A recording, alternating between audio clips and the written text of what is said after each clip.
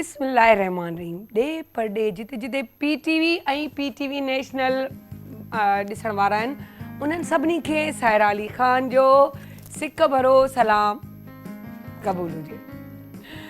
जी मूंखे यकीन कयो हिकु ॾाढो मज़ेदार आवाज़ आया। अॼु ॾाढो लॻे थो सभिनी एनर्जी ॾाढी आहे, छो जो सूमर जो ॾींहुं आहे, निंडूं पूरियूं थियूं आहिनि ऐं सुकून में सभु अची विया आहिनि। त इन करे मूंखे जीअं मुंहिंजो तव्हांखे सिक भरो सलाम क़बूल हुजे, मूंखे मुंहिंजे ई माण्हुनि जो सलाम क़बूल आहे। मूंखे यकीन आहे त तव्हांखे बि मुंहिंजो सलाम क़बूल हूंदो ऐं तव्हां बि यकीनन ज़बरदस्त ऐं ख़ूबसूरती सां इहे ॾींहं गुज़ारंदा हूंदा। छो सोचण जहिड़ी ॻाल्हि आहे, इन लाइ जो जिन महिल सैटरडे संडे जी छुटी थींदी आहे ऐं ॿारनि सां गॾु असां घुमंदा आहियूं फिरंदा आहियूं ऐं इंजॉय कंदा आहियूं, त पोइ छा थींदो आहे। ऐं उन सां गॾोगॾु तव्हांखे ॿुधाईंदी आहे त हीअ मुंहिंजो ड्रेस तव्हां ॾिसो पिया, ॾाढो प्यारो ऐं ॾाढो ख़ूबसूरत ऐं कलर कॉम्बिनेशन बि ॾाढी प्यारी आहे। तव्हां हिन जा कफ ॾिसो।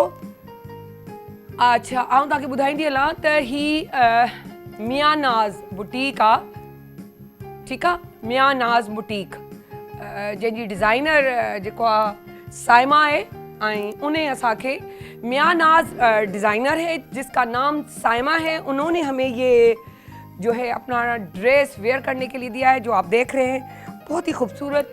आप इसमें जो है अगर यूँ कह के लाइट सी ज्वेलरी पहन के, लाइट से जो है क्या कहें, ज्वेलरी से मुरादे एयरिंग्स या चेन कोई पहनकर आराम से, जैसे अब यूँ लग रहा है कि एक सेमी फॉर्मल जो सूट कहें या यूँ कह के आप उसको कैरी कर सकते हैं। उसके अलावा ये भी हो सकता है कि अगर आप चाहें इसको बहुत हैवी करने के लिए, एक बड़ा सा देखिए इसका गला देख रहे, उसकी बैक साइड से भी वी गला है इसका, तो अगर आप इसको किसी पार्टी में वेयर करना चाह रहे हैं, किसी शादी में वेयर करना चाह रहे हैं, पार्टी से मुराद शादी बर्थडे वगैरह, तो उस लिहाज से ज्वेलरी का इस्तेमाल करें, बहुत हैवी कर लेंगे और एयरिंग्स भी हैवी होंगे तो ये ड्रेस और इन्हेंस हो जाएगा और यूँ लगेगा किसी शादी का ड्रेस है। तो पार्टी में भी पहन सकते हैं और कैजुअली भी आप इसको इस्तेमाल कर सकते हैं, लेकिन सिर्फ ज्वेलरी को अप एंड डाउन यानी कि रख कर और गुम करके चला सकते हैं। सो बहरहाल हम अपने प्रोग्राम का आगाज़ करते हैं। जी आगाज़ ईअं था कयूं जो हमेशा मैनेजमेंट ज़रूरी हूंदी आहे। जे ॾींहुं मूंखां मैनेजमेंट न थींदी आहे त आउं बि परेशान थी वेंदी आहियां, यकीनन तव्हां बि परेशान थींदा हूंदा। सो इन्हनि सभिनी खे मैनेज करे जेकर असां हलंदासीं त आसानी थी वञे ऐं कंहिं बि कम लाइ करे तव्हां यकीन कयो, अगरि कुझु टाइम पहिरीं खणी था छॾियो त उहो तव्हांजे लाइ ॾाढियूं आसानियूं थो पैदा करे। छो जो तव्हांखे टाइम मिली थो वञे, वॉर्मअप थी था वञो ऐं कमु करण में आसानी थी थिए। ऐं अगरि जे देरि थी वञे त पोइ तकड़ वारो कमु शुरू थो थी वञे। सो बहरहाल पंहिंजे प्रोग्राम जो आगाज़ था शुरू कयूं ऐं मुंहिंजी दोस्त जेको आहे साइमा इरफान खे छॾींदासीं ऐं हिन तरफ़ मुंहिंजे अस्सलाम वालेकुम, कैसी हैं? गुलड़ा गुल पई छॾींदी वते त मूं सोचो त छो न आऊं हिते पंहिंजी जॻह ते वेही या हिते थी विया ताकि साम्हूं मुझे अच्छे लग रहे हैं आपके कपड़े, है ना, कपड़े अच्छे लग रहे हैं ना, अगर आप चाहें, है ना, आई थैंक यू सो मच यार। तो असल चीज ये है कि अगर आप इसको वेयर अच्छे तरीके से करते हैं ना साइमा, बिल्कुल, तो अच्छा क्या लगता है। बात है, कहते कैरी करना हर किसी की बस की बात नहीं है और अच्छे से अच्छा सूट लोग पहनते हैं लेकिन उनको कैरी करना नहीं आता और यकीन करें बिल्कुल अच्छा नहीं लगता। देखिए वेयर करने का स्टाइल भी होता है, वही वाली बात के कैरी करने का स्टाइल भी होता है। अगर आपको सही तरीके से कैरी करना है या वेयर, अच्छा वेयर भी जब करते हैं ना तो हमें उस वक्त ही पता चलता है क्या चीज हम पे सूट कर रही है, क्या चीज नहीं कर रही है, तो तभी उसको फिर कैरी करना इजी हो जाता है। लेकिन जहन बना हुआ है कि नहीं यार पहनते वही मुझे मजा नहीं आ रहा, बिल्कुल, तो आगे भी चीज मजा नहीं हर देती। फैशन आप पे अच्छा नहीं लग सकता है, इसलिए अपनी बॉडी अपने नेचर के हिसाब से जो है पहने, अच्छा लगेगा। तो बहरहाल आज का जो है मैं एक्सरसाइज बता दूं कि बहुत जो है खूबसूरत बनने के लिए और ये हर चीज वेयर करे खूबसूरत अंदाज से, ताकि उसको फिर वो कैरी करना आसान हो जाए। हम इसी तरीके से एक्सरसाइज बताएंगे, बिल्कुल जैसे साइमा स्मार्ट बन जाती है ना, बॉडी जो है आपको बता देती है आपके ऊपर क्या सूट करे, ठीक है। मिरर आप देखें, ठीक है, आईना सच बोलता है और ये स्क्रीन भी सच बोलती है, इसमें भी आपको पता चल जाता है क्या चीज़ आपके ऊपर सूट कर रही है। तो ये है कि मैं उसके हिसाब से बता रही हूँ। सबसे पहले तो अपने शोल्डर्स को हमेशा अप किया करें, ठीक है, डाउन नहीं रखा करें। जब डाउन करते हैं आप अच्छे से अच्छे कपड़े पहन ले, आपको अच्छे नहीं लगेंगे, ठीक है। एक तो ये टिप समझो एडवांस में दे रही हूँ। ठीक है। इसके साथ साथ क्या है कि अपनी आप को एक्टिव रखने के लिए आप जो है, अगर आप टीवी देख रहे हैं या बच्चों को ही बोल दें, कंप्यूटर पे काम कर रहे हैं या आप लोग खुद काम करें कंप्यूटर पे या ऑफिस वर्क हैं, या ख़वातीन जो बहुत ज़्यादा टीवी देखती हैं, ठीक है, तो उनके लिए क्या है, एक सॉफ्ट रिमाइंडर है कि वो हर आधे घंटे के बाद अपने जो है मोबाइल में सेट कर लें टाइम कि आपने अपनी जगह से उठना है। ये एक ट्रिक ऐसी है कि जो आपके जॉइंट्स के लिए सही है। और अभी हमारी एक फ्रेंड है, वो यही कह रही थी कि वाकई ये हमें अवेयरनेस देनी है, तो नाम नहीं लूँगी, अवेयरनेस देनी है इस हवाले से कि चला फिरा करें, एक जगह नहीं बैठा करें। आप जितने एक्टिव होंगे, चलेंगे फिरेंगे, उतनी आपकी बॉडी, आपके जो है जॉइंट्स काम करेंगे। नहीं तो आप जो है वहीं आपके जॉइंट जो है जैम हो जाएंगे। तो उससे पहले कि वो जैम हो, आप अपने आप को एक्टिव करें और मेरे साथ रहें और ये वार्म अप करें बॉडी को। वार्म अप मैं इसमें नहीं आ रही क्योंकि मैंने शूज़ पहने हुए, इतना टाइम नहीं था कि मैं शूज़ उतार सकती। सही बात है। तो क्या है कि ये देखिए, थोड़ा सा आप वॉक करें तो ये हल्का हल्का जॉगिंग स्टाइल में ये किया करें इस तरह से, ठीक है। और यकीन करें, सिर्फ ये वाला स्टाइल करते हुए आप अपने वेट को कम कर सकते हैं, कैलोरीज बहुत बर्न होंगी।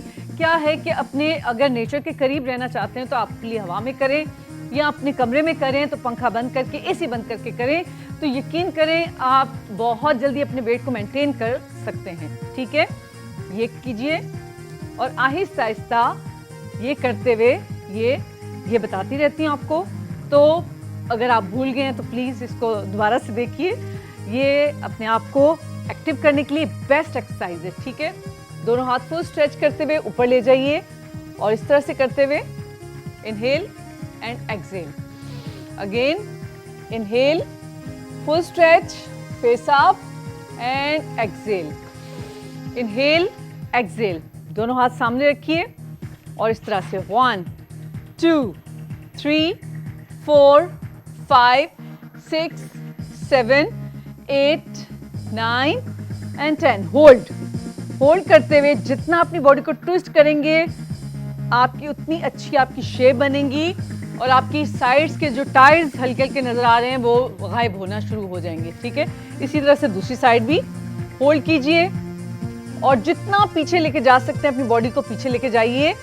ये आपकी एक बहुत क्या कहते हैं कि एक्टिव करने के लिए, आपको आपकी बॉडी को कम करने के लिए एक्सरसाइज है और बहुत मजे की एक्सरसाइज है। इसी तरह से दोनों हाथ यहाँ पे रखेंगे और अपनी बॉडी को इस तरह से मूव करेंगे। आपका ये वाला पार्ट जो है, लोअर पार्ट, ये एक्टिव होना चाहिए। इस तरह से इसको मूव करते हुए ऐसे क्लॉकवाइज, चाबी को नहीं क्लॉकवाइज। और इसको भी आप 30 सेकंड से आप जो है काउंट ना करें, सिर्फ 30 सेकंड के लिए आप इस तरह से कर सकते हैं। या आप स्कर्ट या शरारा पहनकर और उसमें कैन लगी हुई और इस तरह करते रहे, बड़े प्यारे लगेंगे, यूं लग रहा है घूम रहे हो। वाह। और क्लॉकवाइज, एंटी क्लॉकवाइज, ठीक है। 10 टाइम ऐसे करेंगे, 10 टाइम एंटी क्लॉकवाइज करेंगे। आपका ये वाला पार्ट, टमी जो है, सेंटर इसका आपके मूव होना चाहिए जब आप ये वाली एक्सरसाइज कर रहे हों।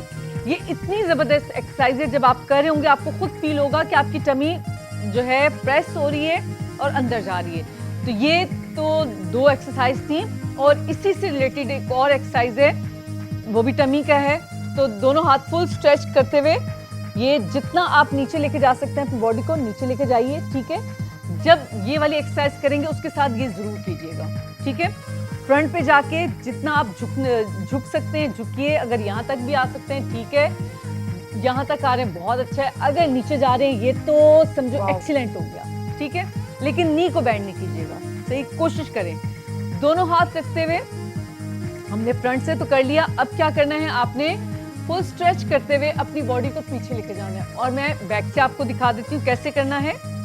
हाथ ऐसे रखेंगे और ये 1 2 3 4 5 6 7 8 9 and 10। होल्ड कीजिए, होल्ड। अच्छा, मजे की बात मैं ये सोच रही हूँ, ये तो आपने 10 तक कहा जी, लेकिन अगर कोई स्टार्ट करता है और कहता है कि जो है जो है अपना क्या कहते हैं कि 5 से शुरू करें, फिर 10 पे जाएं, फिर 15 पे जाएं, जितना कर सकते स्टार्ट में आहिस्ता से करना। अच्छा, वो जो अभी आप एक्सरसाइज करी थी नीचे की तरफ ये मैं डाउन वाली, तो वो मेरी अम्मी को मैंने बहुत करते हुए, जब मैं छोटी थी मुझे याद है अम्मी हमेशा, और वो उनका क्या फ्लेक्सिबल बॉडी होगी उनकी। हाँ फ्लेक्सिबल है, तो वो उसकी वजह से ना उसको ये होता था कि वो आराम से उसके हाथ भी पाँव भी, मैं कहती अम्मी आपका जिम्नास्टिक किया हुआ है। कई लोगों की फ्लेक्सिबल ॾिसी ऐं जेको इहो ॻाल्हाए थी न ओढ़ापे ते त टमी टमी इन खे हीअं कजे इन खे इहो मूंखे ॾिसी ये मूंखे नथी सहे हाणे मां ॿुधायां थी सायरा तो खूबसूरत है न समझ अॼु ॾिस मूंसां कंट्रास्ट पाया या ऑरेंज तूने मुंहिंजी दी तोखे थोरो घणो जो बटे सोणी थी लॻे तोखे त जेको आहे इहो बुतीक जो जोड़ो पातल आहे, बाक़ी हाणे असां त सादो जेको आहे हे बि शहरी ॾिनो आहे मूंखे वीचारीअ सुहिणो अथई सुहिणी पई लॻी एॾो हे छा हे त ॾिस केॾो प्यारो कमु थियल अथसि, गले वले ते कम थियल थई केॾो प्यारो पियो लॻे हाणे नज़र उॾाइण ॾिसे थी माॾे पई इन जो त मूंसां साड़ा वॾो बस वो तू वेचारी खे वॻो ॾेई छॾी न पाए थोरो कप में बि जगह न पई पर हिकिड़ी ॻाल्हि आहे न में लटकंदी वॻे में इहा छोकिरी वरी इहो तव्हां न मूंखे ॾिनी हीअ लटकंदी माना हीअ सिमाट आहे सनड़ी आहे वरी हुनखे जेको आहे गुला नाराज़ नथी गुला करे त गुॾड़ी थी लॻे वरी फिराक पाराए ॾेई हाणे हिनखे फिराक ठहंदा फिराक ठहंदो तोखे माखे अच्छा ठीक है बाबा मुखे ठहंदई तू पंहिंजो नंबर कटे कर मुझे नंबर विझी कर ठीक है बस आप तारीफ नहीं किया करें, उनको अच्छा नहीं लगता ना, गुला को अच्छा नहीं लगता, प्लीज आप असल में गुलाम ॾाढी प्यारी आहे उनी बेचारी मुतारीफ कोन कई है ना साइमा यो वरी बस आप बैलेंस कर ले फिर उनकी भी तारीफ करें। हां बस ठीक है गुलाम ॾाढी सुनी भी लगे ग्रे एंड ऑरेंज जो कॉम्बिनेशन में डल ग्रे और डल तो लगे न डल ऑरेंज आ ॾाढो प्यारो थई कसम पाणे डल थी लगा मण मुंहिंजी उम्र जे कान हाणे वञे थी आई अॼु गुलाम मञी छॾियो वक्त ईंदो आहे गुज़री ॻाल्हि रहंदी याद हाय ये जिंदगी कीअं गुज़री वई जिंदगी मुंहिंजी मिठा तो कई बर्बाद आ वक्त वेंदो आहे गुज़री ॻाल्हि रहंदी याद आ हां क्या ॿुधो थी न जिंदगी ये जिंदगी ईअं गुज़री वई जिंदगी गुज़री वई ख्वाब हो या हवा का खबर न पई ऐसी जिंदगी वाह क्या बात छा बेसुरन सुर लगायो वाह वाह सुरीलन के में पुठिया छॾिनो आहे वाह वाह वाह सुञा घर ऐं गिटियूं मुखण सेवा बस हाणे त मुंहिंजा वास साम्हूं बि वेठा आहिनि ॾिसनि था वेठा न पर हिकिड़ी ॻाल्हि आहे ये गाना मेरा चन्ना की आवाज में मैंने तो सुना है पर शायद सुना है कि आपदा ने भी गाया है, आपदा पनीर साहिबा ने, शमन अली मीरानी, लेकिन वाकई ये जिंदगी ऐसे ही गुजर गई ख्वाब थी कि हवा कुछ खबर ही ना हुई। जब मैंने ये गाना दूसरों को बता रही थी तो सब जो भी सुनता जा रहा था मेरे बहनोई से लेके जो फ्रेंड्स में इसमें सब कहते बहुत अच्छा यार वाकई जिंदगी इस तरह गुजर गई पता ही नहीं चलता शायरी है त ख्वाब ना ख्वाब वांगुरी पता ही नहीं चलता हम कितने बचपन से बड़े अपना बचपन से बड़ेपन में आ जाते हैं और फिर बड़े से बूढ़े में, बूढ़े से फिर हम दिन गिन रहे होते हैं फिर बस और जिंदगी हमारे हाथ से रेत की तरह फिसल जाती है चाहे आप कितनी भी मुट्ठी को कस के रखें। शुक्र आहे हाणे मञे त मां बि ॾींहं थी गिणिया बहरहाल ये तो हिकिड़ी मज़ाक हुई Saima thank you so much and thank you so much गुल्ला ॾाढो मज़ो आयो असांजे अगर ईअं चऊं त पहिरें सेगमेंट में ही न हुजनि त होॾां फिट रहण ऐं हेॾां खिलाइण जॾहिं मिक्स थींदो आहे त हिकु कोम्बो तयारु थींदो आहे हिन कोम्बे जो वॾो हिकिड़ो मज़ो हूंदो आहे जंहिंखे चवंदा आहियूं खिचड़ी ऐं खिचड़ी खाइण जो हिकिड़ो मज़ो ई पंहिंजो हूंदो आहे पटाटे सां गॾु हल्को फुल्को नमक मिर्च खिचड़ीअ में गॾु हे पटाटो चवंदी मूं ते हिकिड़ी ॻाल्हि कई पटाटा वणंदा आहिनि माण्हूअ खे आलू वणंदा आहिनि माण्हूअ खे ऐं पटेटो बि वणंदा आहिनि सभु वञूं था साईअ ते ऐं वरी वापसि था अचूं।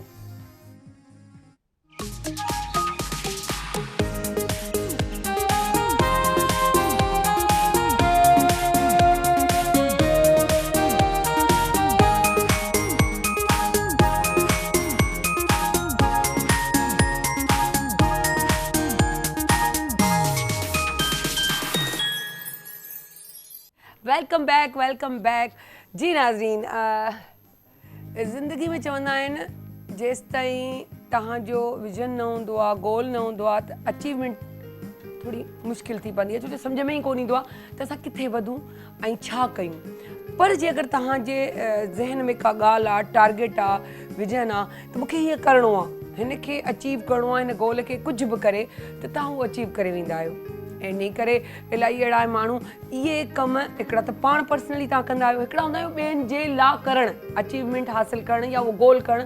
उन में ईअं चऊं तंज़ीम बाज़ी बि चई सघिजे थी उनखे, त जीअं उन्हनि तंज़ीमुनि खे गॾे ऐं उन्हनि जे तहत कमु करणु, हिकिड़ी ग्रुप ठाहे तव्हां उहो कमु अहिड़े तरीक़े सां कयो। हिकिड़ो माण्हू हूंदो आहे जेको मूंखे पाण करिणो आहे ऐं मूंखे पाण अचीव करिणो आहे, हिकिड़ो हूंदा आहिनि जेके चाहींदा आहिनि त आउं त अचीव करे वियो आहियां पर हाणे ॿियनि खे बि इहा सलाहियत ॾियां त ॿियो केरु बि कुझु न कुझु अचीव कंदो रहे पंहिंजी ज़िंदगी में, केरु बि बग़ैर अचीव ईअं चऊं त टारगेट जे पंहिंजी ज़िंदगी न गुज़ारे। कुझु माण्हू अहिड़ा हूंदा आहिनि, अहिड़ा ई माण्हू अॼु असां वटि मौजूदु आहिनि जेके CEO आहिनि SRSO SARSO बि इलाही माण्हू चवंदा आहिनि, जीअं ॿहिराड़ीअ में छो जो ॿहिराड़ीअ में बि कमु करे चुका आहिनि ऐं ॿहिराड़ीअ सां बि मुंसलिक आहिनि, त इहो तव्हां हुनखे हुनजो नालो ॿुधंदो त तव्हांखे सम्झ में अची वेंदो।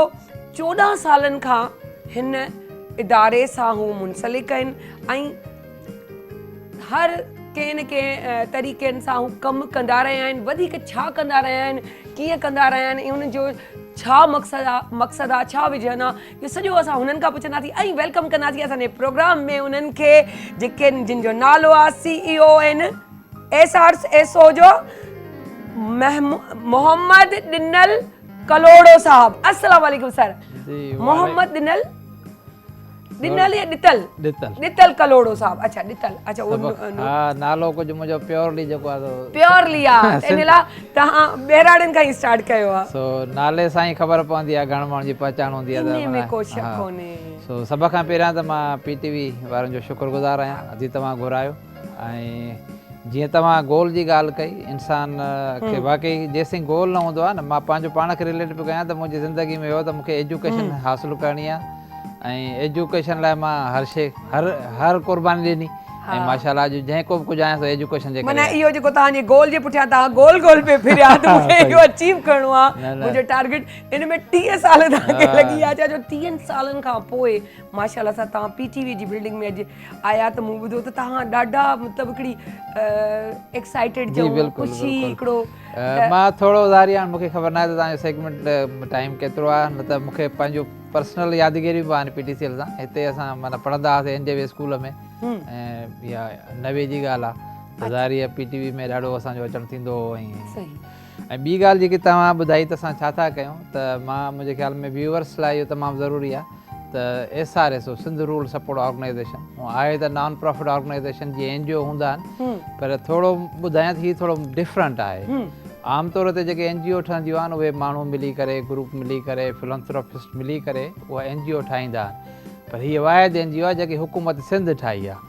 इहा थोरी हैरान कन ॻाल्हि आहे ऐं माण्हुनि जे लाइ ॾाढी त हुकूमत सिंध खे छो ज़रूरत पई, त हुकूमत सिंध 2003 में ₹1 अरब एंडोमेंट ॾेई करे इहो इदारो ठाहियो ऐं मक़सदु इहो हो त असां ॾिसो तव्हांखे ख़बर आहे त असां वटि हुकूमतूं जेके कमु कनि थियूं या जेके पिलर्स आहिनि, जीअं एडमिनिस्ट्रेटिव पिलर आहे, पॉलिटिकल पिलर आहे, इहे सभु ऑर्गनाइज़ आहिनि। इहे कम बि माण्हुनि लाइ कनि था पर माण्हू ऑर्गनाइज़ न आहिनि, त पोइ हुननि इहा ॻाल्हि सोची त जेकॾहिं का अहिड़ी तंज़ीम रखूं जेके माण्हुनि खे तंज़ीमुनि खे ऑर्गनाइज़ करे त जीअं पंहिंजे सर्विस ताईं सप्लाई खे पहुचनि। हिकु त इहो हुयो। उनखां पोइ जेको SRSO 2003 खां वठी कमु शुरू कयो आहे त हिन वक़्तु असां वटि कोई 15 लख घर मेंबर आहिनि, माना पूरे ॿहिराड़ीअ जा 15 लख घर मेंबर आहिनि। ऐं मेंबर ईअं हूंदा आहिनि त हर घर मां हिकिड़ी अधी मेंबर हूंदी आहे। मिसाल असां पुछंदा आहियूं त तव्हांजो जेकॾहिं घर में 6 भाती हूंदा आहिनि, 7 भाती हूंदा आहिनि, किथे वधीक भाती बि हूंदा आहिनि, 10 बि हूंदा आहिनि, त असां उन्हनि खां पुछंदा आहियूं त कहिड़ी अधी आहे जेके थोरो टाइम बि ॾेई सघे थी ऐं थोरो ॻाल्हाए ॿोलाए सघे थी त उहा मेंबर थिए, पंहिंजे सॼे घर जो सोचे थी। त पोइ अक्सर का वॾी हूंदी आहे अधी उनखे ॾेई छॾींदा आहिनि त भई हीअ असांजी मेंबर आहे। ऐं ॿियो इहो आहे त जेकी 15 लख हाणे इहो चवण में त आहे त इहो 15 लख हिकिड़ो वॾो सफ़र आहे एतिरनि अदियुनि खे ऑर्गनाइज़ करण लाइ। तरीक़ेकार इहो हूंदो आहे त असांजो हिकिड़ी सभ खां पहिरीं नंढी तंज़ीम ठहंदी आहे, महले लेवल जी तंज़ीम। मिसाल असां ॾिसो जीअं हाणे को ॻोठु आहे, उन्हनि में कलोड़ा ई रहंदा हूंदा या ॿियूं केतिरियूं बि क़ौमूं, पर वरी पोइ हुन में छा हूंदो आहे, पाड़ा हूंदा आहिनि। त भाई पाड़े जो मक़सदु हूंदो आहे त मिट माइट हूंदा आहिनि, सोट मासात हूंदा, चाचो माइटो हूंदो, ज़ात बि त वॾी थी वई पर तक़रीबन पाड़ो माना ॿहिराड़ीअ में ॻोठु त हिकिड़ी ज़ात जो हूंदो आहे, उन में वरी थोरा पाड़ा हूंदा आहिनि। त बेसिकली असां पाड़े लेवल जी तंज़ीम ठाहींदा आहियूं जंहिंखे community organisation, neighbourhood level organisation चइजे। मक़सदु इहो हूंदो आहे त उन में 15 खां 20 घर हूंदा आहिनि ऐं उन्हनि 15-20 घरनि खे छा मुंहिंजो आइडियो इहो हूंदो आहे त उन मां 15-20 घरनि मां सारी असां 15-20 घरनि सां त मिली न सघंदासीं रोज़, सही ॻाल्हि त हुन मां के 2 ॾींहं चवंदा आहियूं त तव्हां पाण ई चूंडियो।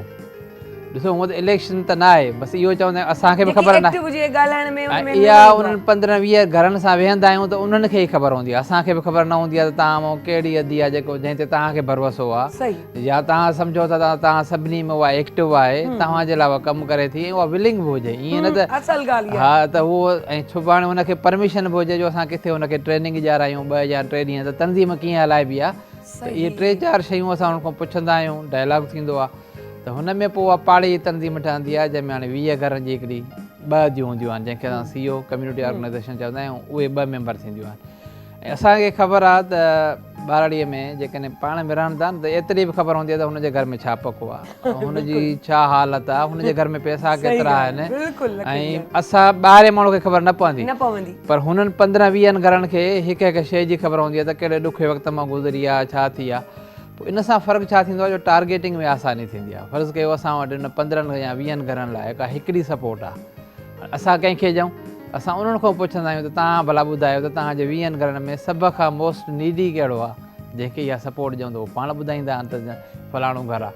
हाणे उहा जेकॾहिं CEO ठही, हाणे CEO जो 2 ॾींहं जेके आहिनि उनखे असां 3-4 ॾींहं ट्रेनिंग बि ॾियाराईंदा आहियूं, सिंपल पढ़ियल लिखियल त हूंदियूं कोन्हनि जो असां वेही हुनखे वॾी ट्रेनिंग ॾियूं, जस्ट इहो ॿुधाईंदा आहियूं त तव्हांखे बचति करणी आहे, छाकाणि पैसो पैसे खे छिकींदो आहे, जेसिताईं तव्हां पंहिंजा 10 रुपया जमा न कंदव त ॾुखे वक़्त में तव्हांखे ई कमु ईंदा, ऐं तव्हां ॿियनि ते न भाड़ियो त माना हर शइ खां ॿाहिरि वेंदी तव्हांखे पंहिंजो पाण खे, त उहे मीटिंग महीने में कंदियूं आहिनि, महीने में जीअं मीटिंग कंदियूं आहिनि त वरी उन्हनि खे घटि में 10 रुपया बि असां चवंदा आहियूं, त पहिरां असांखे थोरो चवंदा आहिनि त साईं असां ग़रीब आहियूं केॾो बचाईंदासीं हीअं कंदासीं, पर पोइ वरी असांजी टेक्निक आहे त हुनखे थोरो ॿुधाईंदा आहियूं त भाउ ॾिसो ॿारनि खे बि तव्हां ख़र्ची ॾियो था न, ग़रीब हुजण जे बावजूदि 10-20 रुपया त पुछंदा आहियूं, त ॿारनि खे केतिरी ख़र्च ॾींदा आहियूं त पाण ई ॿुधाईंदा आहिनि त 20 रुपया बाबा चांहि केतिरी पीअंदा आहियो, ॾींहं में 3 दफ़ा पीअंदा आहियूं त चवंदा आहियूं त हिकिड़े ॾींहुं करे भला 2 दफ़ा पियो, इहे 10 रुपया बचाइणा पवंदा, 50 रुपया बचाइणो पवंदो, त जीअं असांखे बि ख़बर पए त तव्हां सेविंग कई आहे, ऐं उहा सेविंग जेकी आहे न 20 घर उहा हिन अदीअ खे ॾींदा आहिनि,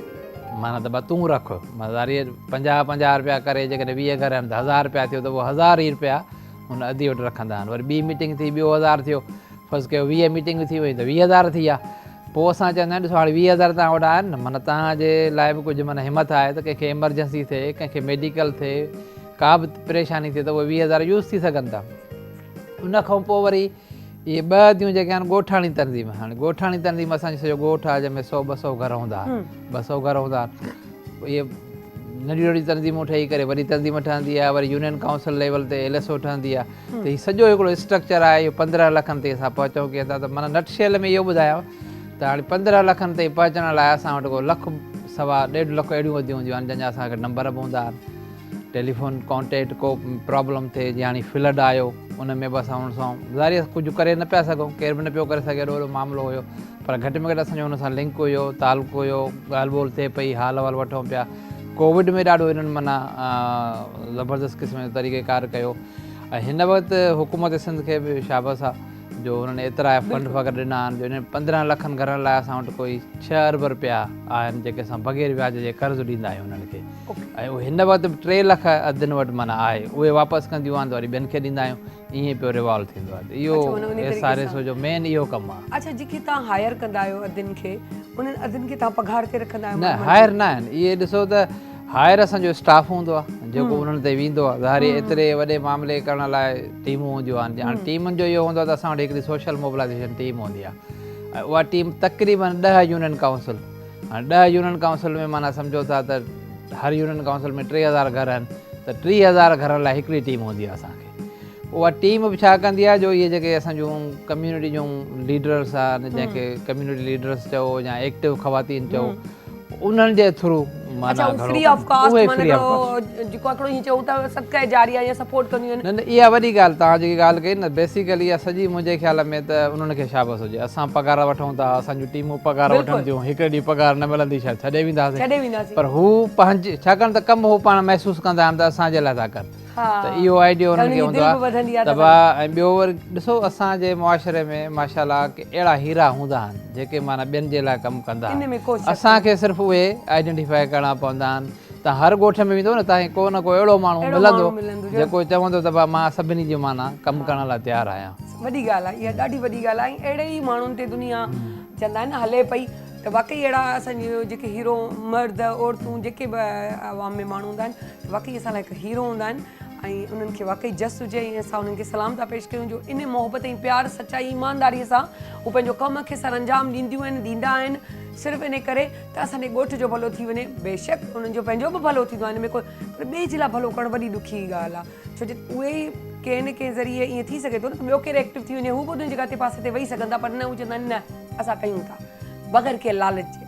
सो इहो बिल्कुलु इहो हिन में सॼे प्रोग्राम में जेको निचोड़ आहे न उहो इहो ई आहे त अहिड़ा असांखे माण्हू मिलनि थियूं, अहिड़ियूं अदियूं मिलनि थियूं जेके माना जेके दिलि में दर्द रखनि थियूं, ॿियनि सभिनी जो कमु कनि थियूं। पोइ उन्हनि खे तकलीफ़ूं बि अचनि थियूं। असांजो मुआशिरो अहिड़ो आहे जो कॾहिं कंहिंखे इजाज़त न हूंदी आहे, को घर वारो उन्हनि खे चई बि छॾींदो आहे त तव्हां रुगो रोज़ु रोज़ु कंहिंजे उहे सभु शयूं ॿुधी करे बि उहे निकिरनि थियूं, ॿाहिरि बि निकिरनि थियूं। ऐं पोइ वरी ॾिसो ट्रस्ट लेवल बिल्ड थिए थो। हाणे असांखे SRSO खे 2023 खां वठी माना 20 साल थी विया आहिनि। 20 साल असां इन्हनि अदियुनि सां अचूं था, उहे अचनि थियूं त हिकिड़ो ॾाढो माना उनजे मेल कम्यूनिटीअ में बि ॻोठनि में बि जॾहिं वेंदो आहे न SRSO त उहे चवंदा आहिनि हा इहे त बसि असांजे घर हलिया ईंदा आहिनि। माना एतिरे क़दुरु जो ट्रस्ट थी वियो आहे त 20 साल ऐं असांजे स्टाफ खे बि शाबस आहे त हुननि ॾाढो हिनखे, ऐं असां पाण बींग मां हेड इन ॻाल्हि जो घणो असां कोशिशि कंदा आहियूं त किथे बि कंहिंसां ज़्यादती न थिए, कहिड़े बि हवाले सां।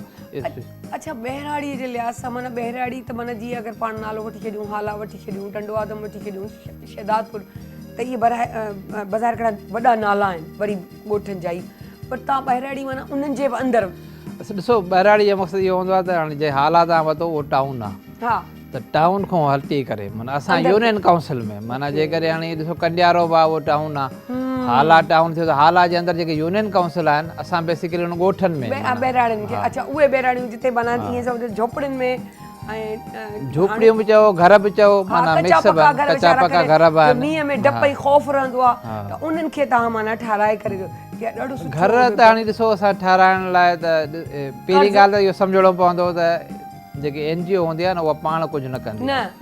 माना असां SRSO 2003 खां शुरू थिया आहियूं। 2008-9 में हुकूमत सिंध हिकिड़ो प्रोग्राम शुरू कयो, पीपल्स पॉवर्टी रिडक्शन प्रोग्राम।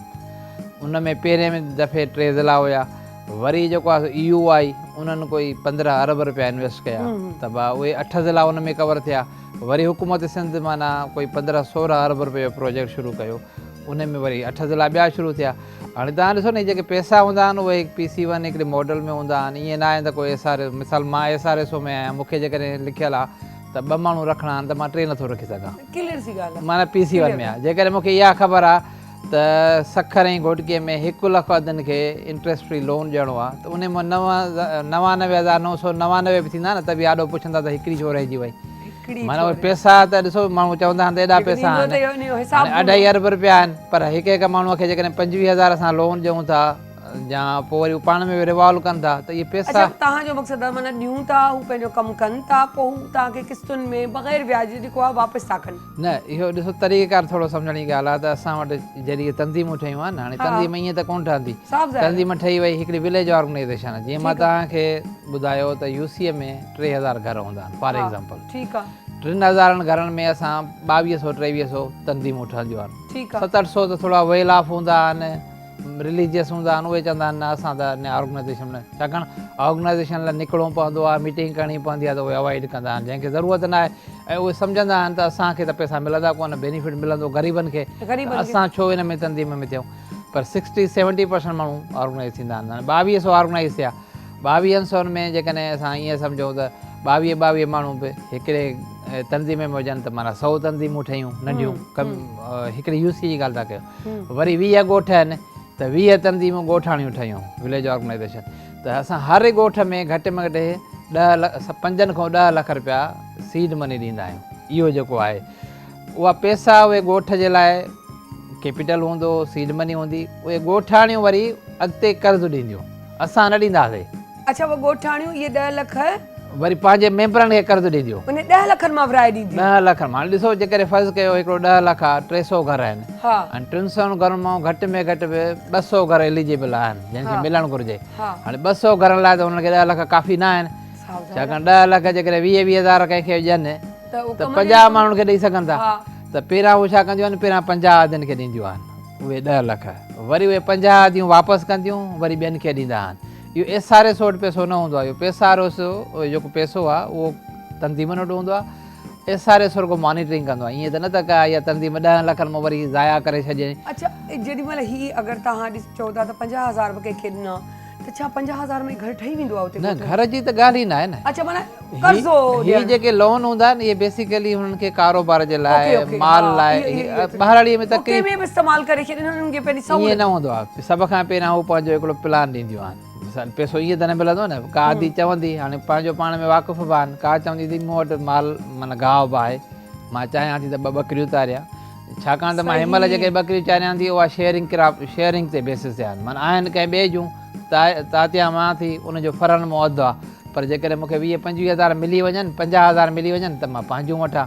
त हुनजे प्लान खां सवाइ त न हूंदो आहे। का चवंदी आहे त मूंखे गऊं वठणी आहे, त उहा असांखे त ख़बर न पवंदी, पर उहा तंज़ीम त ॾिसंदी न, उहा त ॻोठाणी आहे, त बा तूं गऊं जे लाइ 20,000 वरिता, 25,000, उहा ॻाल्हि के हिन के तरीक़े तव्हां ताईं पहुची वेंदी त गऊं वरितई या न वरितई। जे गऊं न वरितई त उहे पाण ई पुछंदसि, इन करे जे गऊं न वठंदी। माना इहा मॉनिटरिंग तव्हां कंदा आहियो, मॉनिटरिंग जेकी थींदी आहे उहा SRO जे तरफ़ां थींदी आहे? SRS जो जवाबदार आहे, माना हुकूमत सिंध न आहिनि त SRS कंदा आहिनि, SRS ट्रस्ट करे थो तंज़ीमुनि खे, पर पैसा तंज़ीमुनि जा। अच्छा, उहे हाणे 50,000 कीअं उनजी किस्त कीअं लहंदी आहे, उनखे केतिरे ताईं वठंदा आहियो? 50,000 ताईं न, 50,000 त तमामु रेयर केसिस में वठंदियूं नंढा केस, माना का 20,000 वठंदी आहे, का 15,000, का 25। हाणे 25,000 में फ़र्ज़ु कयो, ॾिसो न हुनजी विज़डम आहे, माना भली छा बि थिए, हुननि खे ख़बर हूंदी आहे त इहे 25,000 वापसि करणा आहिनि। हाणे कंहिं जेकॾहिं आयो फॉर एग्ज़ाम्पल 25,000 जा 3 नड़ा छेला वरिता, उहो हुनखे तातींदी, जीअं ई हाणे ईद अचे थी, क़ुर्बानी ईद, त 3 में उहा थी सघे थो उहा 50,000 जा खपाए, 60,000 जा खपाए। जॾहिं 60,000 जा खपाईंदी त 25 लाहींदी, 35 पाण रखंदी। पोइ वरी चवंदी आहे त मूं वटि 35-30,000 आहिनि, मूंखे जेकॾहिं 25 ॿिया जो त मां में वठां, माना छेलनि मां पोइ वरी सुठो करे चुकी आहे। हुन वटि थोरी पंहिंजी बचत बि थी वई। मिसाल जेकॾहिं 30,000 हुन 25 मां हुन 60,000 कमाया, 25 वापसि कयईं त 35 बचसि। सर, इहा त थी वई, हलो पाण ईद जे हवाले सां उन हिसाब सां था ॻाल्हि कयूं, इहो थियो हिकिड़ो कारोबार हे जेके वधियूं आहिनि सभु। शॉप हिकिड़ी केरु खोले थो ऐं शॉप आहे मंथली वारो हिसाब, त पोइ उहो माण्हू अच्छा ॾिसो, असां ॿाहिराड़ी असां शहरनि में वेठा आहियूं, असांजे ज़हन में हिकिड़े अजीब ख़्याल हूंदा आहिनि। मां हिकिड़ी मीटिंग में वेठा हुआसीं, सेक्रेटरी लेवल जा माण्हू बि ऐं मिशन बि आयो, त कंहिं अदीअ ॿुधायो त असां जेको आहे सो बचति कईसीं ऐं असां हुन मां 2,000 कंहिंखे ॾिनासीं, उहो 1,000 रुपया कमाईंदो आहे डेली। त सभु हैरान थी विया त 2,000 मां 1,000 कीअं थो कमाए सघे। पोइ जॾहिं पुछियोसीं, बाबा ॿुधाए कीअं थो कमाए, हुन चयो 2,000 हुनखे ॾिना आहिनि, पोइ 2,000 जी बर्फ़ वठी ईंदो आहे ऐं उहा 3,000 जी खपाईंदो आहे, वरी ॿिए ॾींहुं वेंदो आहे 2,000 जी वठी ईंदो आहे, वरी 3,000 जी खपाईंदो आहे। ॾिसो, कमु करण वारा माण्हू त 2,000 मां बि 1,000 ठाहे था वठनि न। वरी ईअं ॿुधाईंदा आहिनि त साईं असां वेंदा आहियूं 1,000 जा बसर ऐं पटाटा वठी ईंदा आहियूं, ॻोठ में खपाईंदा आहियूं, त 1,000 मां असांखे 1500 जा, 1600 जा, 1400 जा, 400 बचंदा आहिनि। त जेको महिनत करे थो न उहो करे थो वठे, पर उन्हनि वटि कॾहिं कॾहिं इहो 1,000 बि न हूंदो आहे जो इहो कारोबार शुरू कनि। त इहे थोरियूं रुकावटूं आहिनि जेके कम्यूनिटी हुनजूं पंहिंजूं दूरि कंदियूं आहिनि। या हिन वक़्तु ॾिसो, असां वटि 3 लख जेके आहिनि ख़वातीन जिन खे लोन आहे, त 3 लखनि मां 2.5 लख माण्हुनि त रुगो लाइव स्टॉक वरितो आहे। लाइव स्टॉक वठण सां हुनजी पंहिंजी ज़िंदगी ऐं इन सां गॾु ॿिया बि कम आहिनि। जीअं हाणे हुकूमत सिंध बग़ैर व्याज जे कर्ज़ु ॾिनो आहे, कंहिंखे ग्रांट बि ॾींदा आहियूं, त माना जेकॾहिं सफ़ा ग़रीब आहे, हुनखे माना वसियत ई न आहे, खाइण पीअण लाइ पैसा न आहिनि, त हुनखे 20-25,000 रुपया ईअं फ्री ॾेई छॾींदा आहिनि। उहे तंज़ीमूं ई फ़ैसिलो कंदियूं आहिनि त भई हिनखे बग़ैर व्याज जे कर्ज़ु ॾियूं या हिनखे मदद ॾियूं या हिनखे मदद ॾियूं, छाकाणि हिनखे त कर्ज़ु ॾिबो त वापसि कंदी कोन, तंहिंखां हिनखे पहिरियां मदद ॾियूं, थोरी पाण भरी थिए पोइ कर्ज़ु ॾियूंसि। त इहे सॼा हिकिड़ा सिस्टम आहिनि, 20 साल लॻा आहिनि ज़ारिया। ऐं हितां ॿुधाइण में एॾो माना ॾुखियो थो लॻे, पर जेकॾहिं तव्हां मां कोई हिकिड़ो उन्हनि सां मिले, उन्हनि सां कचहरी करे, त पोइ ख़बर पवंदी त सर, आउं पंहिंजो एक्सपीरियंस इहो ॿुधाईंदसि। हेतिरी देरि में तव्हां जूं ॻाल्हियूं पिया ॿुधियूं, मूंखे बि ॾुखियो पियो लॻो, छा आहे त कुझु बि कोन्हे। पर मूंखे ॻाल्हि उन अट्रैक्ट कयो जो नंढे हूंदे खां घर में हिकिड़ी इंसान, हर घर जो माहौल इहो हूंदो आहे त बाबा पंहिंजी महिनत करे कयो, पैसे खे पैसो छिकींदो आहे। ऐं जेको महिनत कंदो आहे त कारोबार जेको आहे न, तव्हां जॉब्स खां वधीक अगरि दौलतमंद थियण था चाहियो त पोइ तव्हां कारोबार कयो। अच्छा, पोइ कारोबार उहो ई ॻाल्हि त 2,000 खणी वेंदो, 3,000 कमाईंदो, 1,000 वापसि वरी वही साॻा 2,000, यानी कि हिकिड़े ॾींहं लाइ हुन 1,000 रुपया कमायो।